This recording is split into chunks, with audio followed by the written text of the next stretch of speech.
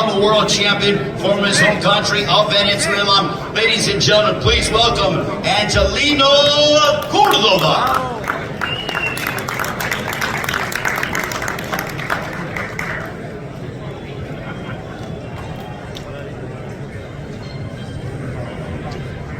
Buenas tardes a todos los presentes, el equipo de prensa.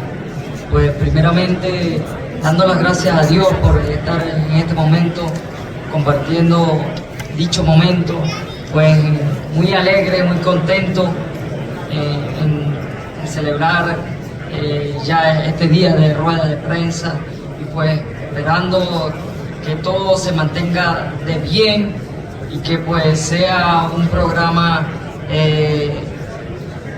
lleno de bendición para todos. La verdad, muy contento. Muchas gracias. Thank you very much, everybody, for being here. I want to thank members of the media for being here at this press conference. And I'm really happy, I'm really excited to be a part of this event. I hope that everything turns out well and that everyone is full of blessings and enjoys what's going to be a great event, a great fight between us and for the whole card too. So thank you very much for having me here. Angelino Cordova, ladies and gentlemen, trained under the guidance of renowned trainer, that being Eddie Reynoso, captured his title back in 2019 with a 9th-round stoppage over Christopher Rosales. The one thing I hear about this man is that, boys, he hitting his stride, and he has looked sensational in training camp and really wants to put forth a major statement on Saturday as he defends his crown against Angelino Cordova. Ladies and gentlemen, please welcome the reigning and defending WBC flyweight champion of the world from Mexico, Julio Cesar Martinez.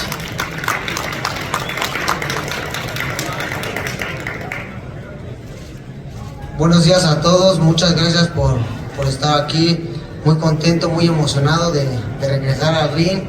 Pues hubo unos inconvenientes, pero bendito sea Dios, ya estamos de regreso, contentos, emocionados, motivados y pues ya saben, como siempre, ¿verdad? Con todo menos con miedo. Thank you very much, guys, everybody for being here, and I'm so excited, so pumped, so motivated to be here. And like I always say, with everything but with fear, right? Thank you very much to Julio Cesar Martinez. This man has a record of 31 wins, 4 losses, 19 wins coming by way of knockout. He is the #1 ranked mandatory WBA challenger at 160 pounds. Joining us from Melbourne, Australia, he is looking to extend his win streak to 5, having won 4 straight. Ladies and gentlemen, please welcome Michael Zarafa.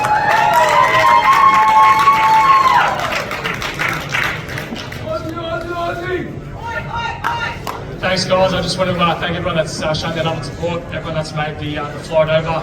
I wouldn't be here without you guys. Hopefully we come back with 2 Australian world titles, 3, because Tim's fighting for 2. PBC, Al Heyman, thanks for the opportunity, and Aussie, Aussie, Aussie, let's do it. Michael Zarafa, ladies and gentlemen. Also, Michael, I need to find out you're Taylor from Australia. That's a very sharp suit, my friend. Very much. I'm taking some notes on that. Well, now, ladies and gentlemen, let's meet the reigning WBA middleweight champion of the world, a Cuban star who resides here in Las Vegas. He is boxing's oldest reigning world champion, still going strong at 40 years of age.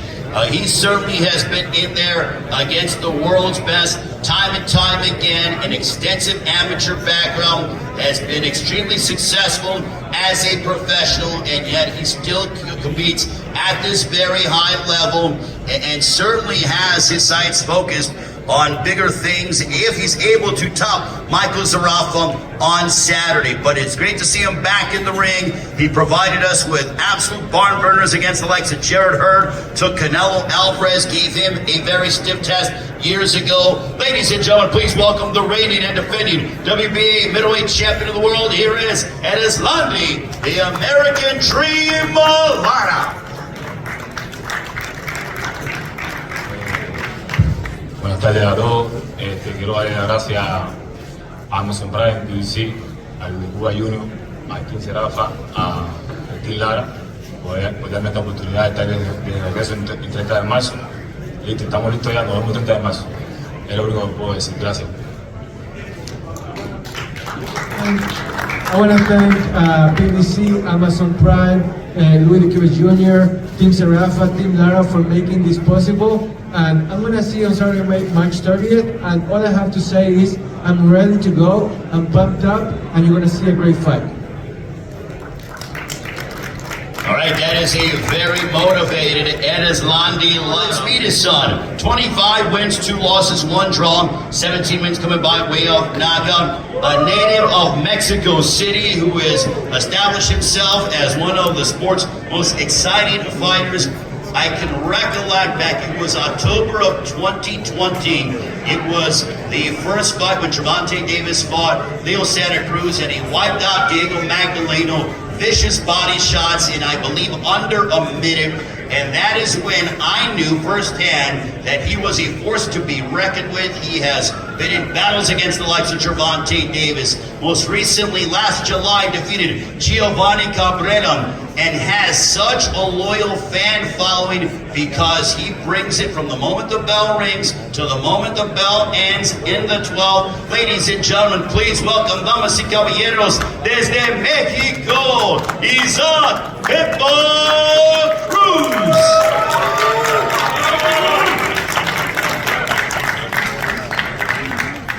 Hola, ¿qué tal? Muy buenas tardes a todos. Muchas gracias por todo.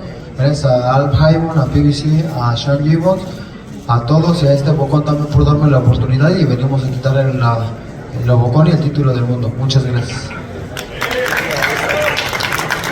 Well, good afternoon, everybody. I want to thank PBC, Amazon, Sean Gibbons, and everybody that has made this fight possible, and also to this loudmouth over here, because I'm here to shut his mouth and take the belt. So get ready.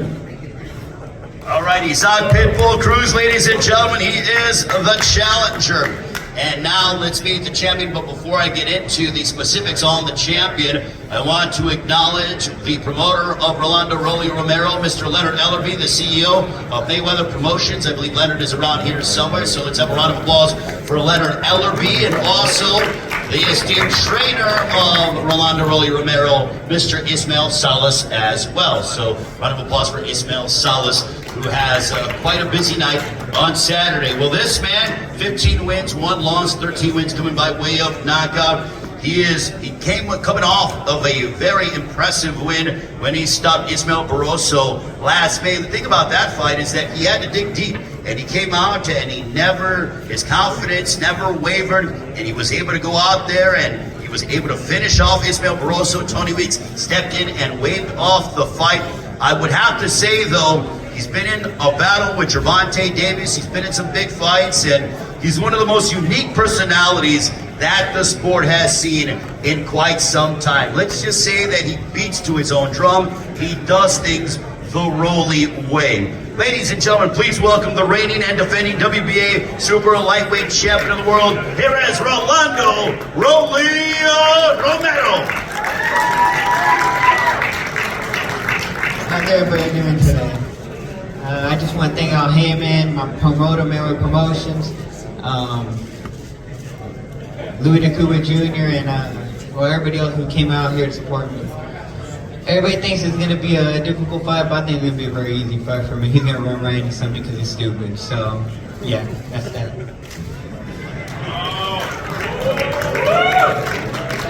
All right, well, confidence in abundance is Rolando Romero, certainly ahead of Saturday's collision as world title defense against the WBO and the vacant WBC Super Welterweight Championships of the world. Before I do that, I want to bring up and acknowledge the challenger, Freddy Fundora, who is the father and the trainer of the Tyrant Inferno, Sebastian Fundora. There is Freddy Fundora over here. Round of applause for Freddy Fundora.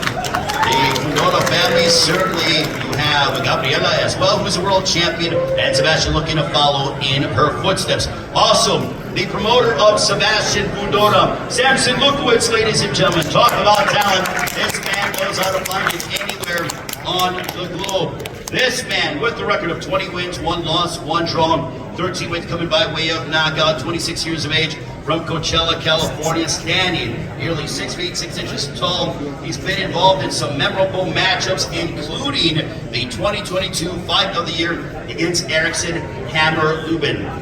Every time this guy has fought, he always brings it. I mean, one thing about Sebastian Fundora is that he will entertain fans and he will risk himself to go out there and throw punches and bunches because he loves to entertain. He loves high contact, he loves to mix it up, and he loves to go toe to toe. And now, on Saturday, he looks for the biggest moment of his career. Ladies and gentlemen, here is the towering inferno, Sebastian Fundora. Hello everybody, thank you for coming out. I want to thank Samson, I want to thank Heyman, thank the PBC team and Amazon Prime Video for giving me this chance. I want to thank Tim Sue as well for giving me the opportunity. But what a change of events, huh? From opening the card to now fighting on main event right here in the fight capital of the world, Las Vegas. It's going to be great. Walking in, Sam Watson told me I must have had an angel or someone praying for me because this is a big opportunity. This is a big opportunity we're going to take advantage of and become world champion on Saturday night. Was supposed to fight Sergey Bohachuk, but due to the injury to Keith Thurman, he now is in the main event against the man who I'm getting ready to introduce. Well, first of all, before I get ready to acknowledge him, I want to acknowledge Igor Gulubev, the trainer of Tim Tszyu, and also George Rose, the CEO of No Limit Boxing as well, very instrumental in the success of Tim Tszyu. This man, 24 wins, no losses, 17 victories coming by way of knockout. A native of Sydney, Australia, certainly a rising star. He is the son of the Hall of Famer Kostya Tszyu. Tim comes off of a red-hot 2023. What a run that he had, beating the likes of Tony Harrison, Brian Mendoza, and Carlos Ocampo. He is a superstar in his home country of Australia.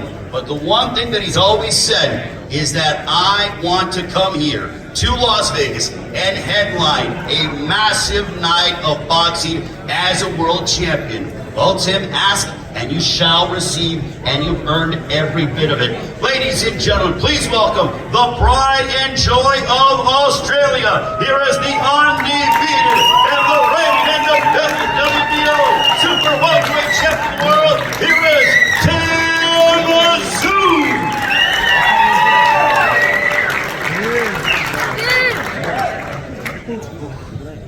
Look, we're finally here. It's been a long road, but I've dreamt of this moment my whole life. Every moment that I've done has led to this point, and I'm glad to be doing it and representing everyone and doing it on this specific day. It's been a change of events, but you know what? The show goes on. We saved it. Destiny awaits, and I can't wait to put on a show. I should be having 2 belts now. I don't know why that belt's there. He hasn't earned it yet. It should be in the middle here. But Saturday night we get to fight for both of them. For me, this period of time, it's about collecting belts, collecting legacy, and again, as I said previously before, the greatest boxing family ever lived. It's happening right now, right here. So tune in. Tim Tszyu, ladies and gentlemen, as Tim mentioned, he's looking to further that family legacy. He's a very spiritual fighter. Everyone knows that. Physically, I'll push the body, but mentally, emotionally, he's worked the whole camp. And the other fight all over the other world, I decided to be an opponent. So I'm here to take what's rightfully mine. This fight should have been done 13 months ago. And come Saturday, we'll be a new world champion. For you and for Australian boxing, how big of a night is this for the entire country in terms of how far boxing has come in Australia?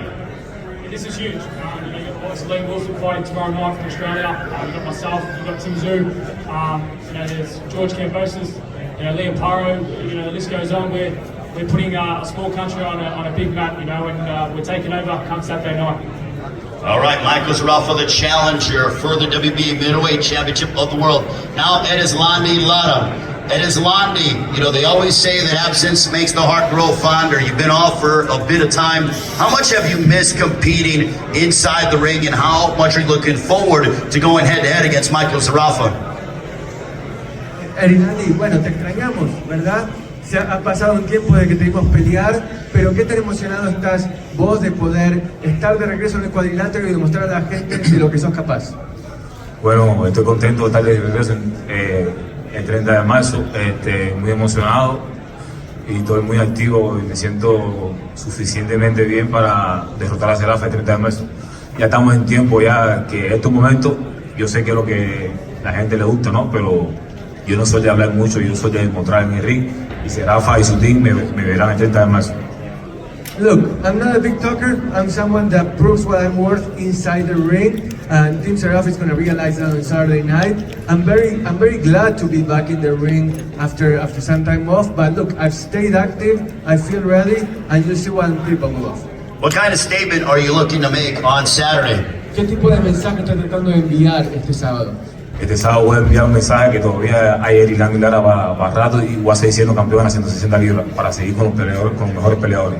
The statement is that Erislandy Lara is still here to stay. I'm not going anywhere, and I want to go up against the best after this fight as well. Erislandy Lara, ladies and gentlemen, the WBA middleweight champion of the world, now co-main event, Isaac PitBull Cruz. Isaac, we see that you looked in outstanding physical shape. What do you feel the difference is going to be on Saturday against Rolly Romero? Isaac, te vemos en una forma física espléndida. ¿Qué piensas que es lo que marcará la diferencia contra Rolly Romero este sábado? Pues el trabajo que venimos haciendo durante toda la preparación, antes de que acabara el año también, y las ganas de ser un nuevo campeón del mundo y ganar el campeonato cueste lo que cueste. It's all going to be about the foundation we have set as a team training since the end of last year, really. I want to be the new champion. That's the main goal, and nobody's going to take my size away from that. What did you learn in your first world title opportunity against Gervonta Davis that you feel you're going to be able to utilize to your benefit on Saturday against Rolly? ¿Cuál fue la lección principal que aprendiste de tu pelea contra Gervonta que pensás que se podría aplicar en esta pelea de sábado contra Rolly? El aprendizaje fue de no dejarle nada a los jueces y por eso me preparé. Traigo el aire suficiente para estar tirando segundo tras segundo golpes. I learned that I don't have to leave it up to the judges. I want to go out there and throw punch after punch. I'm in good enough shape to do so from beginning to end. Does he annoy you when he says, I'm going to knock you out, and he even said in his opening comments, it's going to be easy? ¿Te molesta cuando Rolly dice cosas como que te va a noquear, que va a ser fácil, que vas a ser golpeado por él porque sos estúpido? ¿Qué te genera ese tipo de comentarios? Pues nada, él estaba yo creo que más estúpido porque piensa que voy a sufrir amarrado de las manos o con los ojos vendados, pero él también no se da cuenta que va a estar sentado en un barril de pólvora y que él también va a salir noqueado. If he thinks I'm stupid, he's even stupider. Because what does he think, that I'm gonna have like a bandage around my eyes and my hands tied? If he thinks that I'm just gonna lay down, he's very, very mistaken. And he's gonna realize it on Saturday night. Rolly, going to your point and furthering that, why do you feel it's going to be easy? I know yesterday you mentioned to me it could very well be the fight of the year, but now today you're saying it's going to be easy. You're saying that he's going to run into something. Why do you feel it is going to be sort of, quote unquote, a walk in the park for you on Saturday? Well, I mean, he said it himself right now. He's just going to come over there and throw and throw and throw and throw. He did the same shit over and over and over again. One over here, one over here, get punched over here, get punched over here. Same shit over and over again. What do you have on your, you have a chain that I see, can you explain that to the fans and the media around the world? So explain to us what you are wearing. Right here's my good luck charm. It's PitBull Cruz. So it is Chihuahua Cruz. Let's go ahead and take a look at that with our camera. And Isaac, how do you respond to that? He's wearing a chain calling you a Chihuahua, and he's wearing you on his neck. También voy a hacer la presentación. Te lo regalo después de la pelea si tú quieres. No te hace falta más a ti para que me recuerdes. Yo no te puedo regalar la fama, te regalo esto después. Al contrario, te voy a regalar yo más fama que la que tienes. I can give you the belt, but I can give you the chain if you want after the fight. So Rolly, are you going to put that chain on the line as well with your belt? Nah, he already got after I knocked his ass out. All right, so in terms of how much of a statement that would be, if you follow through on your prediction and you're able to knock out Isaac PitBull Cruz, how big would that be for you in your career? We can go ahead and just pass along the microphone. There you go. How big would it be if you're able to follow through on your prediction and knock him out? Because, I mean, he's very durable, very determined, went the distance with Gervonta Davis. I mean, like I said, I mean, it's a great opportunity that I've been given over here, but in reality, the opportunity is for him to try to win the belt. I'm already champion. I don't need him. I'm the one that made this fight. It wasn't him. Right or wrong? Well, you could have fought any variety of different guys, but why did you decide to settle on Isaac Cruz? Because I want to make a firefight. I want to make it fun. I want to make it fun for the fans. And this is the fight that everyone's been asking for the longest amount of time. Right or wrong? Oh, you're right. Okay, so. Well, let's talk about your trainer. I'm doing everybody a favor right now. This is going to be a fun one. Y'all going to see. Tune in March 30th, Amazon Prime pay-per-view. Ismael Salas, we've been seeing videos of you. You've been, working with Ismael Salas, moving around, doing a lot of feints and head movement. How much better do you feel with Ismael Salas? You guys are reunited. Honestly, it feels great. It feels like I'm, like I'm back at home. Like I say, he had a big influence on my, especially right before I turned pro. Like literally, I got signed to Floyd literally, 2 weeks after I left the gym. So, I mean, he had a big influence on me, and me being the fastest person to ever get signed to a major promoter as well. I started at 17, I got signed at 20. It's been an unbelievable journey. Rolando Romero, ladies and gentlemen. Now let's focus in on our main event. Sebastian Fundorong. You took this fight on 11 days' notice. You're supposed to fight on the card. Now you have the biggest opportunity of your career. You can pick up 2 world championships as you go head-to-head against Tim Tszyu. What kind of moment are you looking to have on Saturday night on PBC pay-per-view on Prime Video? This is the moment that Terry in front of becomes world champion. My sister did it six months ago. Now it's my turn. Did that really sort of invigorate you even that much more and everything else? I mean, we've heard it from fighters that you learn a lot when you have a stumble. How much has that impacted you as you prepare for the biggest moment of your career? It happens in boxing. I made a mistake. I paid for it. I feel like everything's still lined up the way it should be. They gave me this opportunity to fight Tim Tszyu. This is going to crown the best fighter at 154. All right, now let's go to the champion. We'll come back to you, Sebastian. Tim, you're going to be facing literally a very tall task. For those that don't know, we talked about it yesterday, but this is the largest height disparity in a non-heavyweight fight. So, Tim, he's literally very tall, and he's awkward, and he has a significant reach advantage. How have you been able to prepare for that on such short notice? Well, look, it's quite hard to prepare, especially when you've got 12 days. But a true champion just rises to the occasion, adapts to everything that's put in front of them. So, I came here as a throwback fighter, and I keep trying to put it, and I keep trying to be like that. I'm living the person that I speak. I'm not a bullshitter. I'm here to do exactly what I say. And this is why I take the fight. And this is why, yes, height. Of course, there's many advantages, but look, we all bleed the same blood, so there's no difference between us. And if you're watching history, Mike Tyson did a lot of damage in the heavyweight division back in the days. So I guess I'm taking inspiration from Iron Mike in this one. Tim, for you, I remember when you fought Terrell Gausha in Minneapolis a couple of years ago, but this is something you've always wanted. It was one thing to fight in the United States and headline, but you've always said about main eventing here in Las Vegas. Watching you during fight week, you look to be so relaxed, comfortable, you're dealing with the media obligations, you're taking it all in stride. Is it because you always knew that if you put the work in, that you would be here at this moment? Of course, every as I said previously, every moment has led to this. This is my 12th time doing pay-per-view, so I'm used to this bright lights and all of this stuff. But I had a vision from a young age.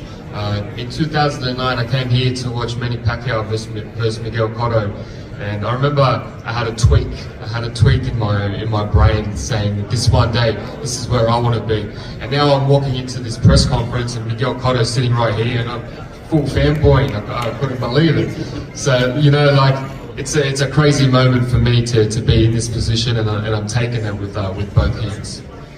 Sebastian, what kind of fight are you expecting out of Tim Tszyu? We watched him last year. He went 3-0, looked phenomenal in all three of his outings. But what kind of fight are you expecting out of him? I expect the best fight from Tim Tszyu. You know, this is I think the best fight you can make at 154. He's the #1 in the weight right now.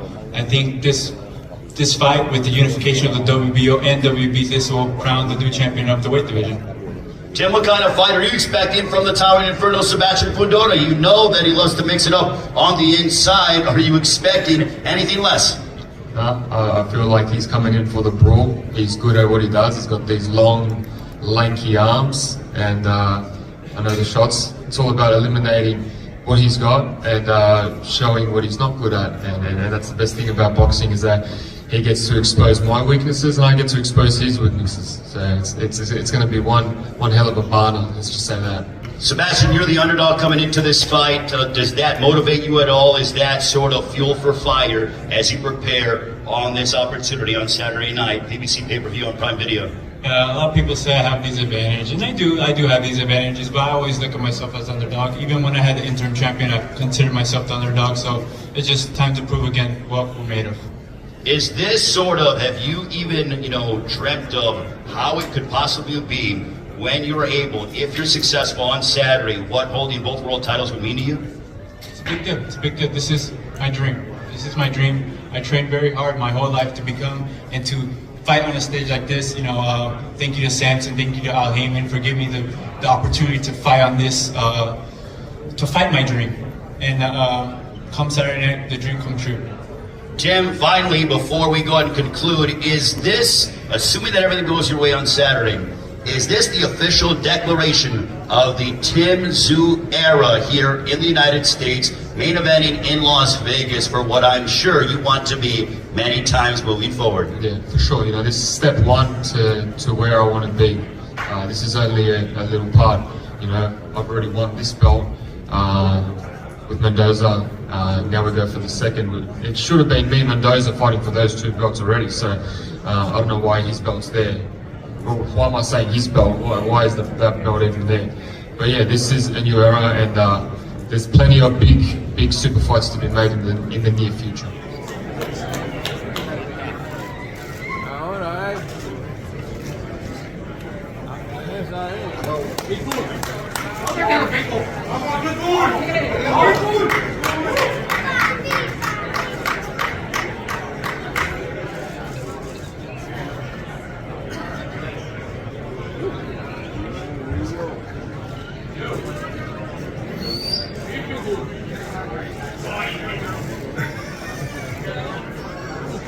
Ha ha ha!